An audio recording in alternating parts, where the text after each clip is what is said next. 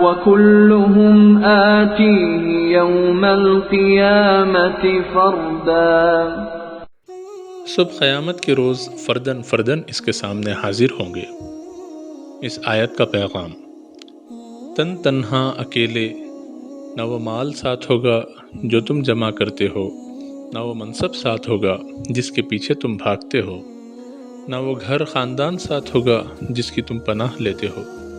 خدا کی قسم، صرف تم ہوں گے اور تمہارے اعمال ہوں گے۔ سلطان سلیمان قانونی مرض الموت میں اپنے بستر پر لیٹے ہوئے تھے۔ انہوں نے وہاں موجود لوگوں کو مخاطب کرتے ہوئے کہا، میں مر جاؤں تو میرے دونوں ہاتھ تابوت سے باہر نکال دینا، تاکہ لوگوں کو معلوم ہو جائے کہ سلطان بھی اس دنیا سے خالی ہاتھ جاتا ہے۔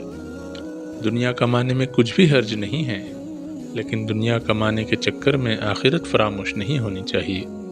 اپنے گھر کو بنانے اور سنوارنے میں بھی کوئی حرج نہیں ہے، لیکن اس کے چکر میں پڑ کر قبر کی زندگی کو بھول نہیں جانا چاہیے۔